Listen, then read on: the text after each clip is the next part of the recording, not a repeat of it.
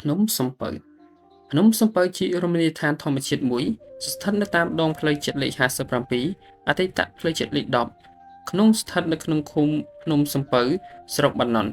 ភ្នំនេះមានកម្ពស់ប្រមាណ100ម៉ែត្រចម្ងាយ12គីឡូពីទីក្រុងបាត់ដំបងលើក្នុងភ្នំតំបន់កំសាន្តចែកជា3សំខាន់ទី1កំពូលភ្នំមានព្រះវិហារដែលអាចមើលឃើញពីចម្ងាយហៅថាប្រាង្គទី2ល្អាមផ្កាស្លាទី3គិរីរម្យប្រាង្គគឺជាកន្លែងសម្រាប់ប្រារព្ធពិធីសាសនាផ្សេងៗហើយអ្នកទេសចរអាចមើលទេសភាពវាលស្រែដ៏ធំល្វឹងល្វើយពីលើខ្នងភ្នំនៅត្រង់តំបន់នេះបានយ៉ាងល្អល្អាមផ្កាស្លាជាអាស្រមរបស់ព្រះសង្ឃដូនជីតាជីនៅល្អាមផ្កាស្លាមានល្អាងជាច្រើនស្ថិតនៅក្នុងនោះដូចជាល្អាង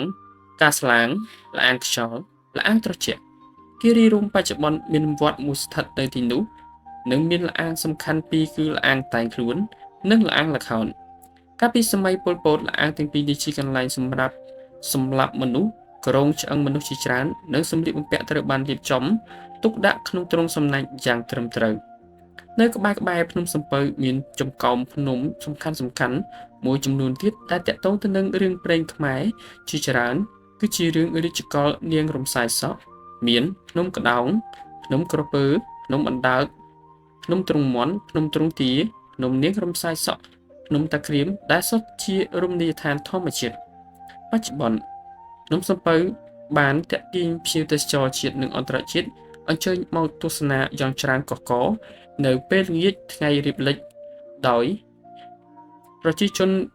រួមជាតិនិងអន្តរជាតិមកទស្សនាគឺសត្វប្រជៀវដែលចេញពីរូងរាប់រយរាប់ពាន់រាប់ម៉ឺនក្បាលឯណោះ